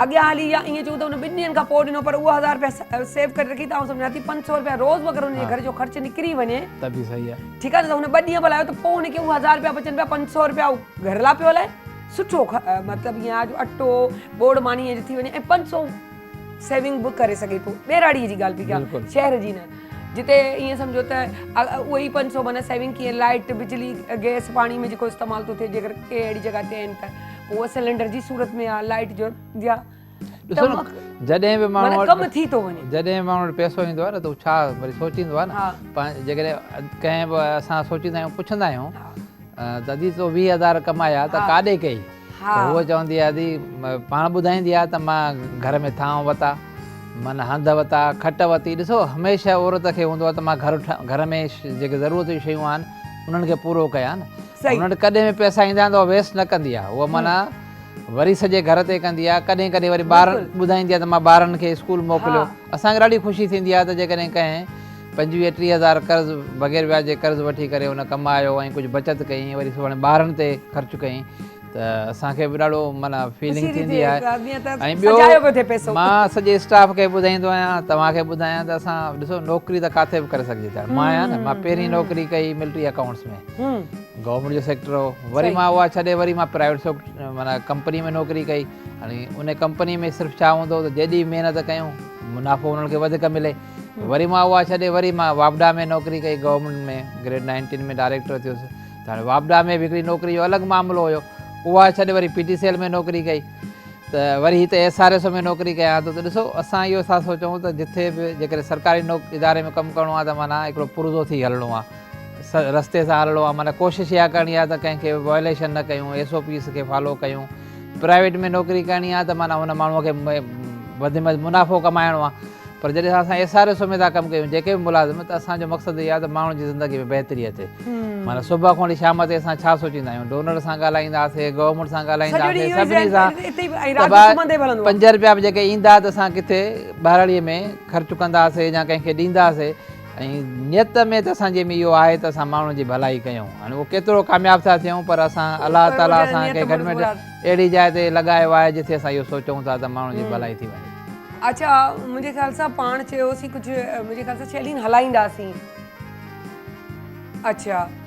अच्छा हलाए चुका आहिनि, तोखे ख़बर बि न पई, छो जो असां पंहिंजे उन्हनि में सर बोर्ड वारनि लाइ बि तव्हां हींअर घरनि जी कई, थोरो उहो बि उन बारे में। हा, इहो ॾाढो इम्पोर्टेंट आहे। ऐं मां थोरो मुंहिंजे ख़्याल में जेकॾहिं व्यूअर ॿुधंदा त थोरो ॾाढा कन्फ्यूजन बि आहे, थोरो क्लियर थी वेंदा। हीअ ॾिसो बोर्ड जेकी 2022 में आई, तमामु वॾी बोर्ड हुई, माना ज़िंदगीअ में असांजी त ख़ैर लाइफ 50 साल उमिरि आहे त ख़बर न आहे, पर जिन जी माना 60-70 साल उमिरि आहे, 80 साल आहे, उहे बि चवंदा आहिनि त असांजे वॾनि बि अहिड़ी बोर्ड न ॾिठी हुई, जेतिरी माना ख़तरनाक क़िस्म जी बोर्ड हुई। उन खां पोइ माना हर शइ तबाह थी, तव्हांजो लाइफ स्टॉक तबाह थियो, माना तव्हांजा फसल तबाह थिया, जेके घर हुया जहिड़ा तहिड़ा हुया, कचा पका घर हुया, उहे बि ख़तमु थी विया। सही माण्हुनि जो जेको स्टोर थियल अन्न हुयो उहो न खणी सघिया, छाकाणि तंहिं महिल ॾिसो ही माना कुझु त रिवराइन बेल्ट ते बोर्ड ईंदी आहे, उहे थोरा फेमिलियर हूंदा, कुझु जेके रेन वारी फील्ड आई न उन्हनि खे त माना रिएक्शन करण लाइ टाइम ई न मिलियो। अचानक जो पाणी आयो त उहो सिर्फ़ु सिरप अचाए। ऐं असां जंहिं हर ॻोठ में वेंदा आहियूं उते स्टोरियूं हूंदियूं आहिनि त भई हिते हेतिरा माण्हू मरी विया, 400 जानवर हुया त 300 मरी विया, माना सॼियूं शयूं ॿुधाईंदा आहिनि, त माना प्रॉब्लम वॾो हो। पर हुकूमत खे शाबस आहे त उन्हनि कुझु न कुझु कोशिशि ज़रूरु कई। हाणे उहो पोइ वरी इहो सर्वे थियो, माना गवर्नमेंट ऑफ सिंध जे तरफ़ां सर्वे थियो, ऐं उन सर्वे में 4 क़िस्म जा डिपार्टमेंट हुया, पाकिस्तान आर्मी हुई, डिप्टी कमिश्नर जी ऑफिस हुई, PDMA वारा हुया, लोकल गवर्नमेंट हुई, उन्हनि मिली करे जॉइंट सर्वे थियो। ऐं उन सर्वे में 21 लख घर, माना शहरनि जा बि कुझु घर हुया पर घणा ॿारड़ीअ घर, जंहिंमें कंप्लीट कच्चा हुआ त सॼा वहिजी विया, उहे वॉश आउट सॼा माना यूनियन काउंसिल माना 3-3 हज़ार घर माना पट दर पट थी विया। पर उहो जॾहिं सर्वे थी, उन सर्वे में 21 लख घर आया। हाणे हुकूमत वटि पैसा त कोन हुया जो हिकदमि चए त मां घर ठाहींदसि, नेठि ॿाहिरि मुल्क विया, वर्ल्ड बैंक ॾे, हेॾे होॾे, पर इहो ऐलान थियो त असां 3 लख रुपया घर जे ठाहिण लाइ ॾींदासीं, जंहिंजो घर सफ़ा ख़तमु थी वियो, ऐं 50,000 उनखे जंहिंजो रिपेयर मेंटेनेंस। पोइ हाणे इन्हनि में छा थियो जो ज़ारी गवर्नमेंट लिस्टूं त हुयूं, पर इहे घर जेकॾहिं पैसा अचनि त घर कीअं ठहे इहो सॼो इंश्योर करिणो।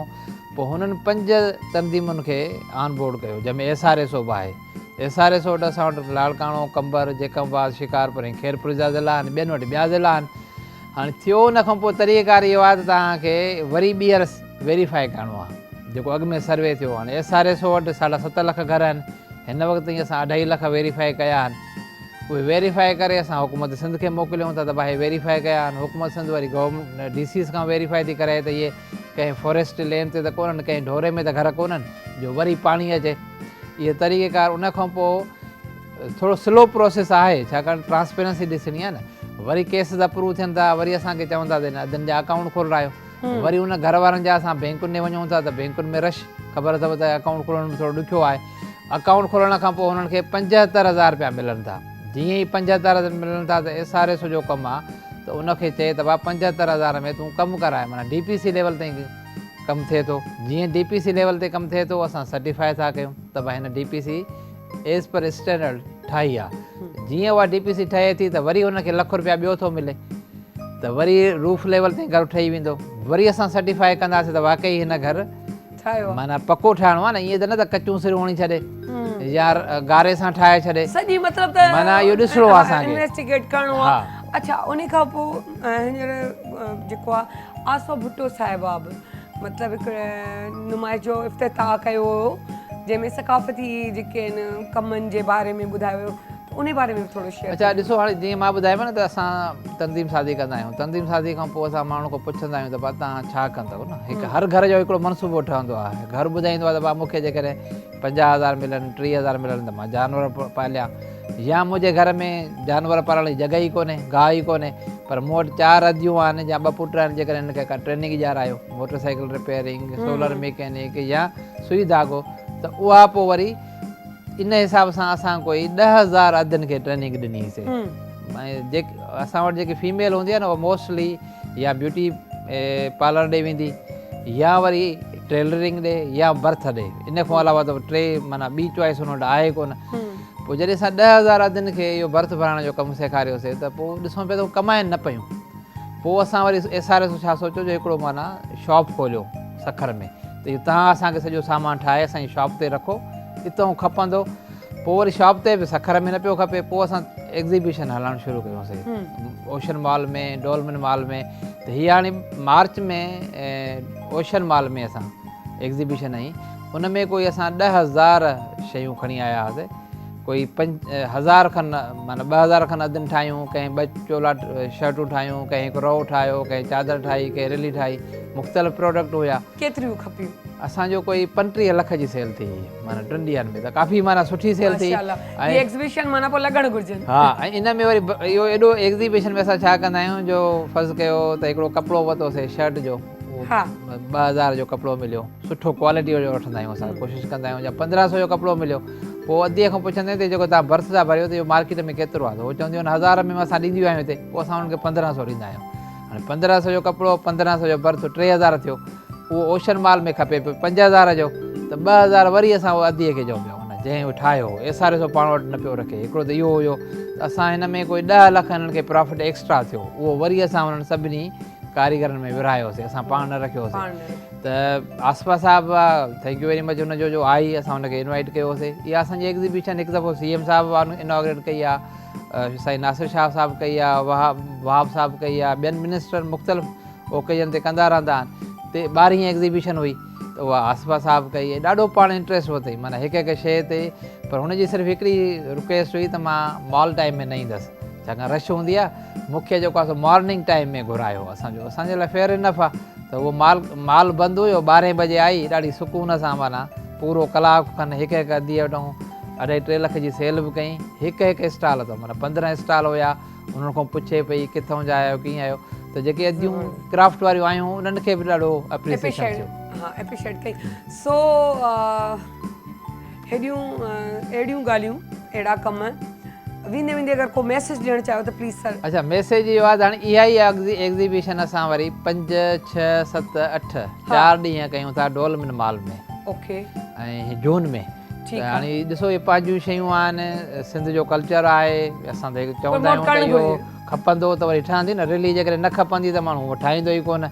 ये बर्थ वारी शयूं जेके शयूं खपनि खपबियूं त वरी ठहंदियूं त इन्हनि सां इकोनॉमी बि डेवलप थिए थी जेके ॿारड़ीअ में असांजा इहे अथनि सोना हथ माना अहिड़ी क्वालिटी जो कमु हूंदो आहे तव्हां पाण सम्झी सघो था त जेकॾहिं डॉलमेंट मॉल में का क्वालिटी हूंदी त खपंदी न त न खपंदी त क्वालिटी जो कमु आहे हिकु ॿ न 5 6 5 ऐं 6 5 6 7 8 5 6 7 8 यानी कि 5 6 7 8 इहे मुंहिंजे प्रोग्राम वांगुरु जीअं 4 ॾींहं हलंदो आहे 5 6 7 8 यानी कि 4 ॾींहं हा ठीकु आहे 4 ॾींहं ओशन हिन में डॉलमेंट मॉल डॉलमेन मॉल में क्लिफ्टन वारे so thank you so much sir महिरबानी डॉलमेन मॉल क्लिफ्टन वारे साइड वारो तारिक रोड वारो न हा हा हाँ वरी ध्यानु मुंहिंजो तारिक रोड ॾांहुं पे घणो हुयो त मुंहिंजो टीवीअ तां निकिरंदे सिधो भॼी वञा पर हाणे भॼंदसि होॾां इंशाल्लाह कोशिशि कंदसि ऐं पाण बचाव ते ऐं तव्हां सां मुलाक़ात ते बहानो इहो ठहंदो मिलण जो मिलाइण जो त ज़रूरत जो आऊं बि कोशिशि कंदा आऊं ते अचां त पाण मिली सघूं ऐं कुझु सामान वठी सघूं so thank you so much sir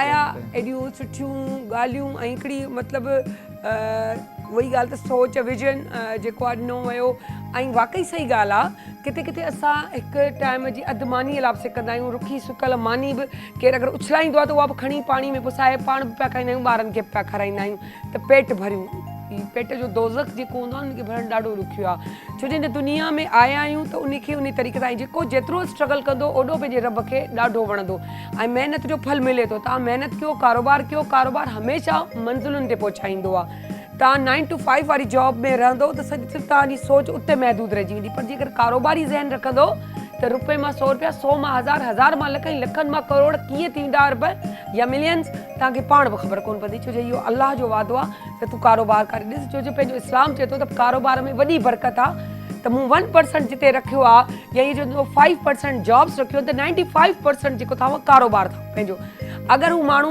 बर्फ़ जी ॻाल्हि कयनि इहो बि करे सघो था पर उहो न मिलण खां उहो 1000 रुपया अगरि तव्हांखे केरु ॾेई थो छॾे 2000 तव्हां उन मां करे था सघो था पटाटा विकिणी सघो था बर्फ़ विकिणी सघो था भाॼी विकिणी सघो था ऐं ॿियो कुझु न त 2 सूट वठी विकिणे उन ते 1000 कमाए सघो था सो इहे कंदा रहो अहिड़ी अपॉर्चुनिटीज़ ॾाढियूं ॾुखियूं मिलंदियूं आहिनि सो अलाह साईं हिननि खे तौफ़ीक़ ॾिए अञा ईअं वधीक तंज़ीमूं ठाहिनि इहे वधाईंदियूं रहनि ऐं असां सोलाब दुआ घुरंदासीं त ईअं ई कंदा रहनि सो बहरहाल वञूं था ब्रेक ते वरी वापसि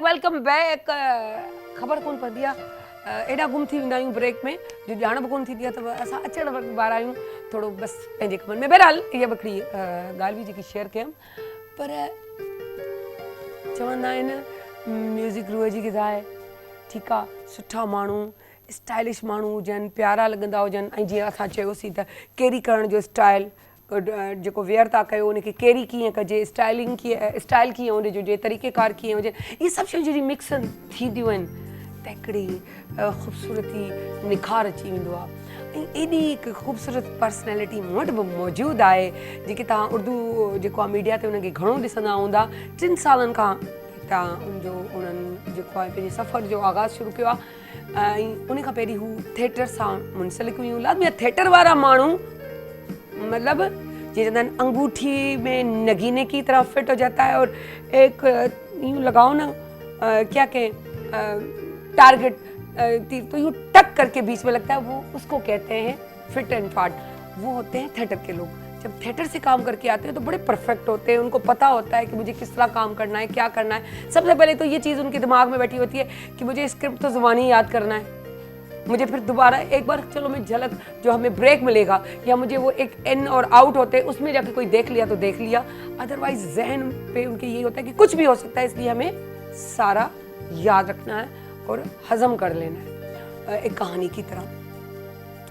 अब उसकी बात कर रहे हैं तो जैसे हम बात करते हैं रूह की ग़िज़ा सिंधी हुजे पंजाबी हुजे बलोची हुजे सराइकी हुजे या पठान हुजे जेके पछतो था अचूं जेके बि हुजनि या पंजाबी सभु आहिनि रूह जी ग़िज़ा जे पुठियां तड़पंदा रहंदा आहिनि गिराह त हूंदो आहे पर रूह खे राहत रहंदो आहे म्यूज़िक ॿुधूं गाना ॿुधूं ॿुधो कोन था कि गोरे भी डांस करते हैं जब हमारी म्यूजिक सुनते हैं।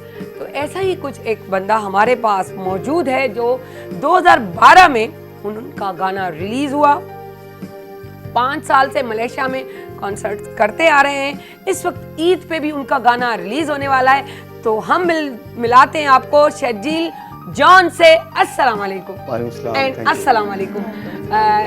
सुमैया मजीद जेकी मूं तव्हांखे ॿुधाई मॉडल एक्ट्रेस असां थिएटर जे सां ताल्लुक़ रखण वारी आहे, उनखे बि वेलकम कंदासीं।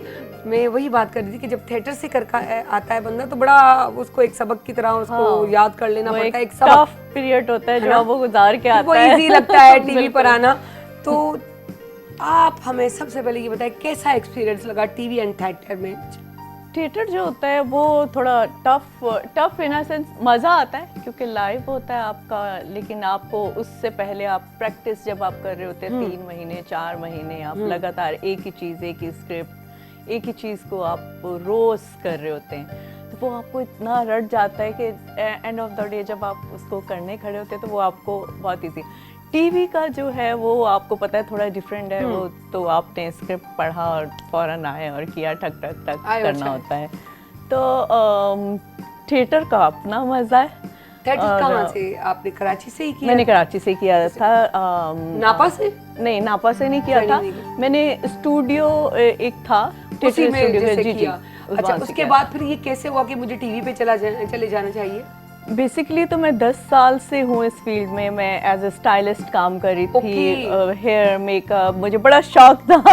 नहीं, वैसे भी लेडीज को ये सारे शौक होते हैं, वैसे अच्छी बात है। बहुत यूं कहीं कम लेडीज हो शायद ना हो, लेकिन मेजॉरिटी में ना अपना स्टाइल और तरीका ड्रेसिंग का बड़ा खूबसूरत। मैं थोड़ी सी एक्सप्लोरिंग हूँ। मैंने सबसे पहले मैंने कोई 17 की थी जब मैंने स्टार्ट किया था, हदीका कियानी का एक गाना किया था, एक मैंने KTN के लिए सिंधी सॉन्ग किया था, उसमें मैंने मॉडल किया था।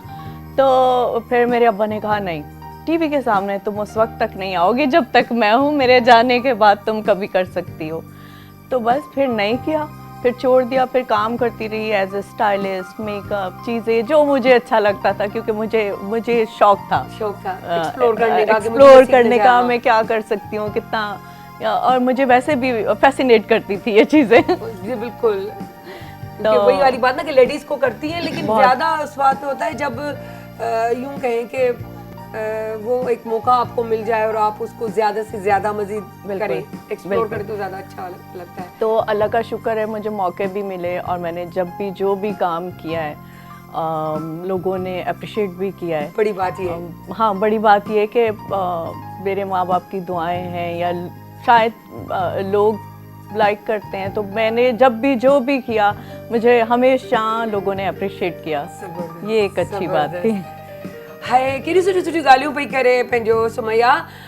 सुमैया कुझु हिकिड़ी ब्रेक में मूंखे ॻाल्हि ॿुधाई हुई, पर उहा सुमैया खां पंहिंजे मुंहुं अकेले में ॿुधंदसि।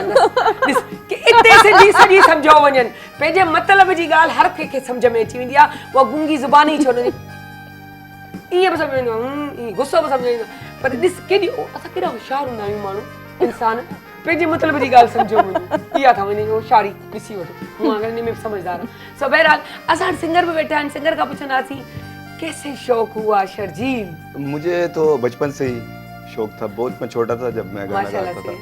उसके बाद फिर आहिस्ता आहिस्ता बड़े हुए तो उसको मैंने बढ़ाया, सिंगिंग को और प्रैक्टिस किया, क्योंकि सब प्रैक्टिस का ही वो है, जितनी प्रैक्टिस करो। फिर 2012 में मेरा एक गाना आया था, सबसे पहला गाना आया था मेरा। उसके बाद फिर मैं फैमिली के साथ मलेशिया शिफ्ट हो गया। तो फिर वहाँ पे मैंने फिर वहाँ पर ये वही वाली बात के गोरे झूम जाते हैं म्यूजिक पे, वो वाली बात थी कि सारे इंग्लिश गाते थे कि उर्दू भी? नहीं, मैं तो अपने ही गाता था, उर्दू ही गाना। वाह जबरदस्त। फिर अब बैक हुए हैं तो फिर कहा कि अब क्यों ना फिर अपने मुल्क में आकर गाने का अपना मजा है, अपने लोगों में जी, अपने लोगों में अपने फिर वापसी पाकिस्तान आ गया माशाल्लाह से। अभी ईद पे भी रिलीज होने वाला है जी, एक और गाना भी रिलीज कर रहा हूँ। अच्छा, तो अभी आप हमें कौन सा गाना सुना रहे हैं? एक्चुअली मैंने अपने YouTube पे 2 कवर सॉन्ग्स किए हैं। उस्ताद नुसरत फतेह अली खान साहब का एक गाना किया है, जो मैंने बचपन में जब मैं 3 साल का था तो वो मैं गाना गाता था, धुआं ड्रामे में वो आता था। तो अच्छा जी, तो वो धुआं ड्रामे में वो गाना आता था, मैं छोटा था वो, तो मैं वो गाना टीवी पे देख के गाता था। ना वहाँ पे मेरी अम्मी ने ये सोचा तो कि आज हम जो है ना आपसे क्या सुनेंगे, क्या सुनेंगे? कोई दुआ का सुनाएंगे या जी नहीं? मैं वही सुनाऊंगा जो मैंने रीमेक भी किया है उसको, और यूट्यूब पे है मेरा वो, तो मैं वही आपको 2 लाइनें सुनाऊंगा। सो बहरहाल तो यो गानो ॿुधणु घुरिजे, ठीक है।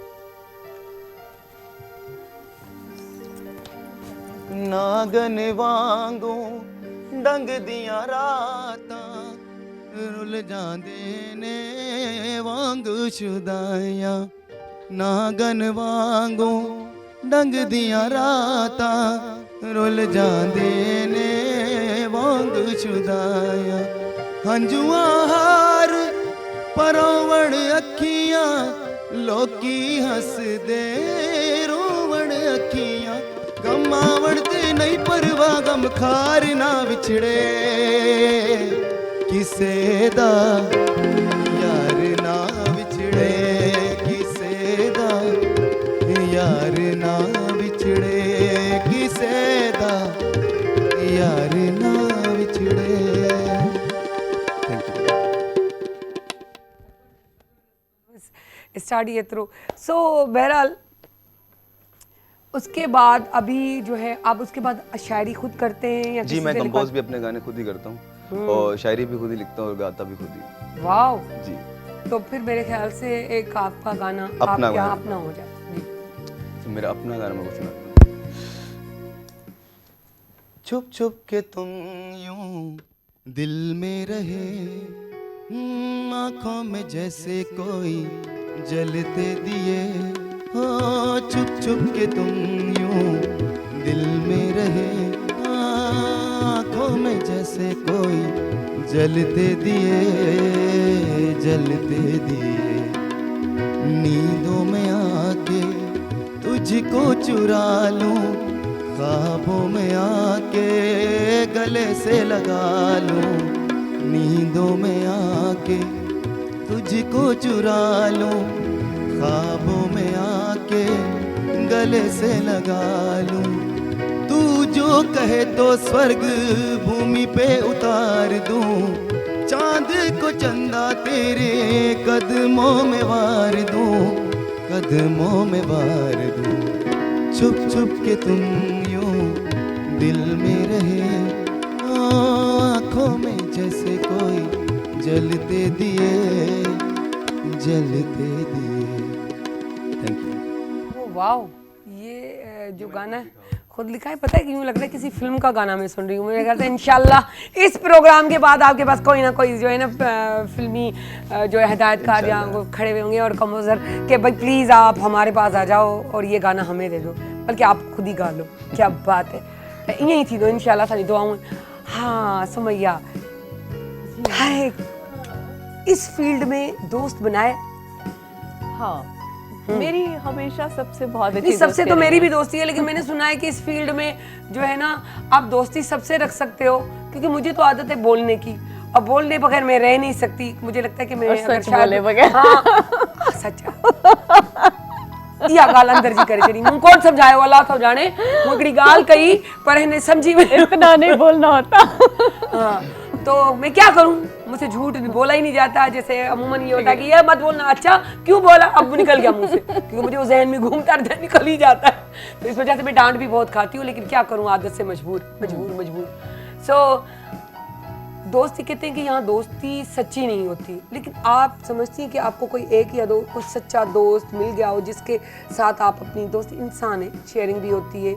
आप हर चीज़ माँ के साथ नहीं कर सकते, हर चीज़ बहन के साथ नहीं कर सकते, हर चीज़ दोस्त के साथ नहीं कर सकते। हर किसी की अपनी अपनी एक कैटेगरी होती है कि आप किसके साथ शेयरिंग करते हो। तो इस तरह का कोई दोस्त यहाँ पर? बिल्कुल है, मेरी बहुत अच्छी जो मीडिया से अगर लोग हाँ। कहते हैं ना आप दोस्ती नहीं कर सकते, हाँ। तो ऐसा बिल्कुल भी नहीं है। देखिए आप पे भी डिपेंड करता है ना, आपको खुद को ऑनेस्ट होना पड़ता है। आप किसी के साथ एक दफा धोखा खाएंगे, 10 बार खाएंगे, आखिर कोई ना कोई सच्चा मिल ही जाएगा, ये ईमान है मेरा भी। आपको लोगों के साथ ऑनेस्ट होना पड़ता है। तो अल्हम्दुलिल्लाह मेरे 2-3 बड़े अच्छे दोस्त हैं, जैसे मेरी इरसा गज़ल एक बहुत अच्छी और फेमस एक इंसान है, वो मेरी बड़ी अच्छी दोस्त हैं। फिर मेरी एक प्रोडक्शन से एक बंदी है नुज़हत, वो बड़ी अच्छी दोस्त है। आई एम सॉरी, ये मेरा अलार्म कोई बात नहीं, आप इसको ऑफ कर सकती हैं। तो इस तरह मेरे 2-3 बहुत अच्छे दोस्त हैं इस मीडिया से जो बहुत सपोर्टिंग हैं, जो मेरी हर मुश्किल, हर अच्छे बुरे वक्त में मेरे साथ होते हैं। कभी मुझे कोई प्रॉब्लम हो जाए, इवन पर्सनली भी कोई, तो वो खड़े होते हैं, तो वो इस बहुत मामले में ज़रूरी कहेंगे, है। सुमैया जो है लकी है। मैं बहुत लकी हूँ, मुझे बड़े अच्छे दोस्त मिले हैं। जबरदस्त हमेशा जबरदस्त जबरदस्त। अच्छा, कितने ड्रामों में अब तक काम किया है? मैंने सारा थिएटर किया था, थिएटर के बाद मैंने कुछ डीवीसी, टीवीसी, इस तरह बहुत ज़्यादा तो नहीं, मैंने कुछ चैनल का तो इन्होंने कहा था नाम नहीं लेना, लेकिन मैंने 3-4 ड्रामे किए हैं डिफरेंट प्राइवेट में। और अभी फिर एक करने जा रही हूँ एक चैनल के लिए, जो हम थर जा रहे हैं। हाय, हाँ। थर का मजा लेंगी। थर की थर ड्रेसेस जा भी रहे हैं। पहनेंगी?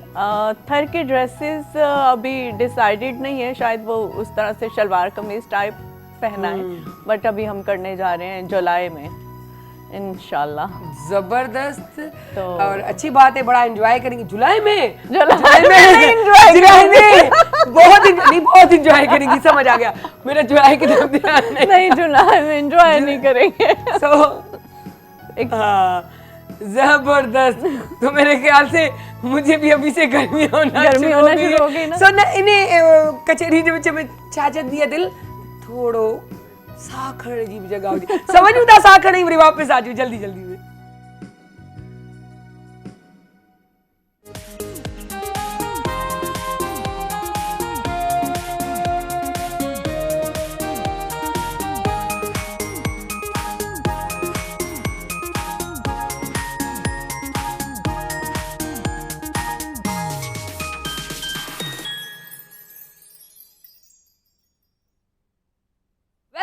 वेलकम बैक जी। यही मस्ती पे करी सी, यकीन कयो जे मुझे वापस आ चो जो अड़ी फटाफट आजकल छा है खाइण ॾाढो लगी है, वेट वधी वियो आहे, उहा पर टेंशन मूंखे घणी शुरू थी वई था। सो मूंखे पंहिंजूं सजेशन्स ॾियो, ॿुधायो त मुंहिंजो वेट वधी वियो आहे, वरी आउं छा कयां? उहो ई कमु कयां जीअं कंदी आई हुअसि पोर्शन वारो। छो पोर्शन मुंहिंजो वधी वियो, जेको हाणे मूंखे पंहिंजे फेस ते, पंहिंजे फिगर ते सॼो फील थींदो आहे, ऐं पंहिंजे साह ते बि मुंहिंजे वांगुरु फील थींदो आहे। वाकई वेट अगर सही हुजे, वेट अगर सही होता है तो बंदा टिप टॉप रहता है ना, एक्टिव रहता है, हर चीज अच्छी लग रही होती है, कपड़े अच्छे लग रहे होते हैं, कोई बात कर रहा होता है, मजा आ रहा है ना, और अपने आप को हवाओं में उड़ता हुआ खूबसूरत तरीन समझा जाता है। खूबसूरत नहीं, हसीन और तरीन। हाँ, जब ऐसा ही है। और कहते हैं ना कि सारी चीजें आप तब कर सकते हो जब आप एक चीज माइंड में बिठा लो कि मुझे करना है, फिर उस वक्त हो जाता है, अदरवाइज नहीं होता। एफर्ट तो जरूरी है, एफर्ट्स बहुत ज़रूरी है। माशाल्लाह से ॾाढी प्यारी, ॾाढी सुहिणी, ॻाल्हाइण भी ॾाढो सुठो अथसि, ऐं स्टाइल भी अथसि, तरीक़ो भी अथसि।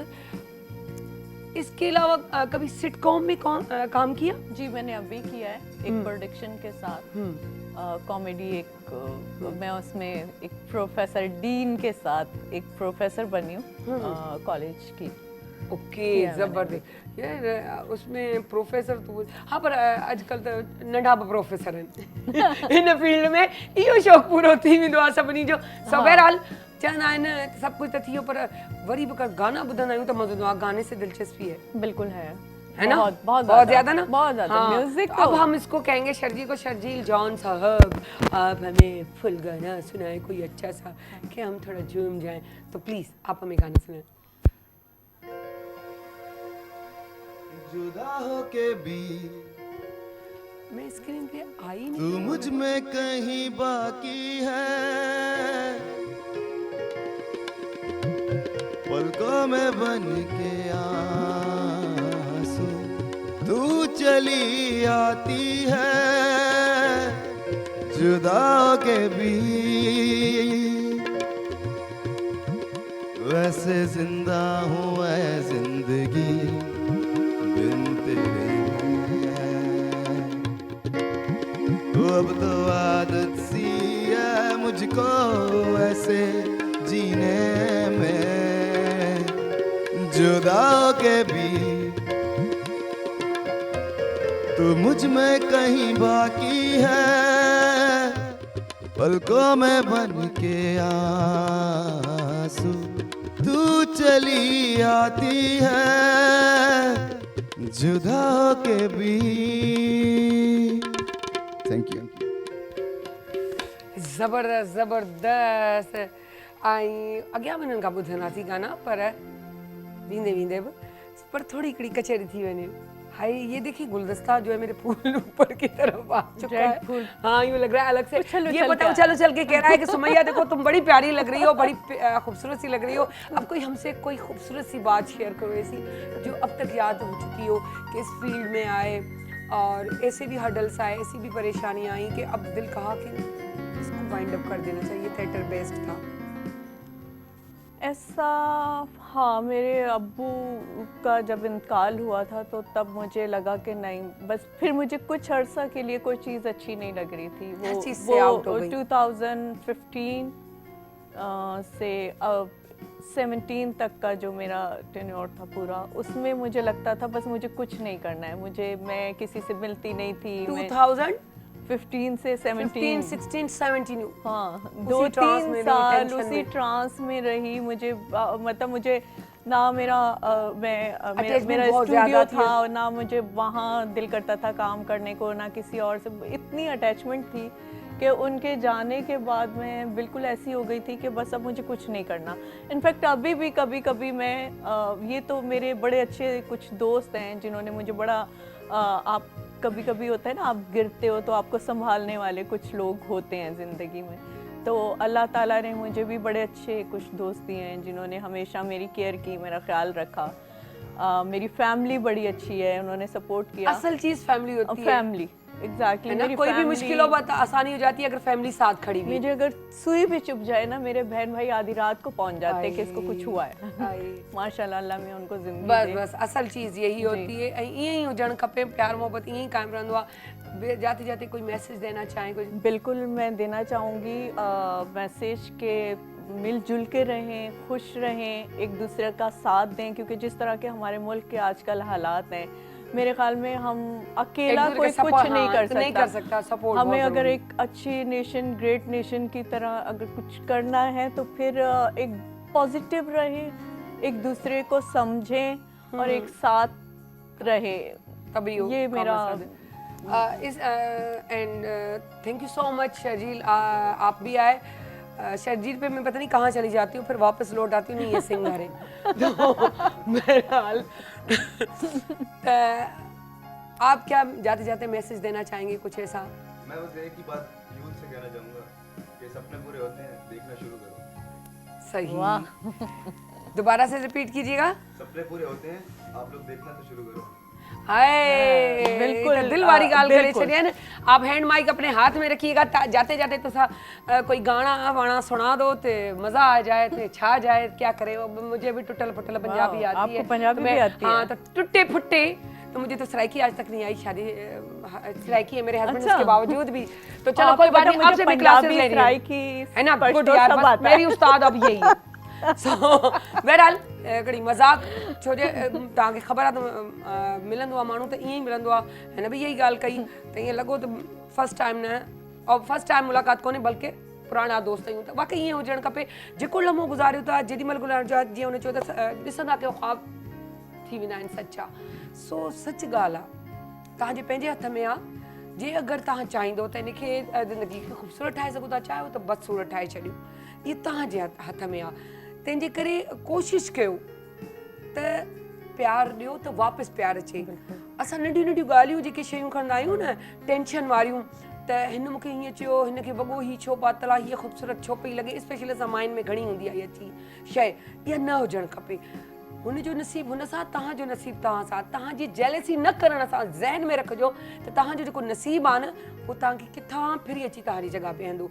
ऐं यकीन कयो, हूअं तव्हांखे महिनत थी करणी पए, सोचणो थो पए, सोर्सिस जी ज़रूरत थी पए त असां को कंहिं मंज़िल ते पहुचण लाइ सोर्सिस जो इस्तेमालु कयूं। पर जीअं तव्हां अलाह जो दर वठी था, नेक नियती सां, सचाई सां, ईमानदारी सां हलंदा, पंहिंजी नमाज़ ते ज़रूरु तवजो ॾींदा कयो। छो जो इहा मुंहिंजी पंहिंजी हिकिड़ी आहे ख़्वाहिश बि, पंहिंजे लाइ, पंहिंजी फैमिली लाइ, त चाहींदी आहियां त ॿियनि खे बि उहा ई शइ ॾियां। त तव्हां यकीन कयो, जॾहिं तव्हां लोह लॻाईंदव न, त तव्हांजे लाइ पाण ई हर्डल्स ख़तमु थी वेंदा। उन्हनि मंज़िलुनि ते पाण पहुचंदा, पोइ तव्हांखे कंहिं सोर्स जी ज़रूरत कोन पवंदी। तव्हां पाणे पंहिंजी मंज़िलुनि ते ईंदा वेंदा। सो हमेशह वांगुरु शेयरिंग कयो।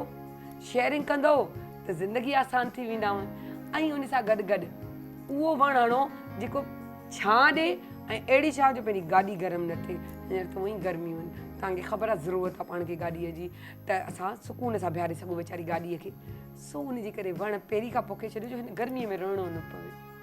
सो सायरा अली ख़ान खे इजाज़त ॾींदा, तव्हांजो ख़ूबसूरत ॾींहुं गुज़रे, ख़ूबसूरत तरीन ॾींहुं गुज़रे, मूंखे बि दुआ में यादि रखिजो ऐं कोशिशि कंदासीं त ॿी चौथी पंजी छहीं सतीं अठी, हा 4 ॾींहं ओशियन मॉल में इन सकाफ़ती जेको मेलो लॻंदो इन में ज़रूरु वञिजो। आउं बि इंशाल्लाह पूरी कोशिशि कंदा अचां डॉल्मिन मॉल क्लिफ्टन ते, त तव्हांजी ऐं मुंहिंजी मुलाक़ात थिए। सो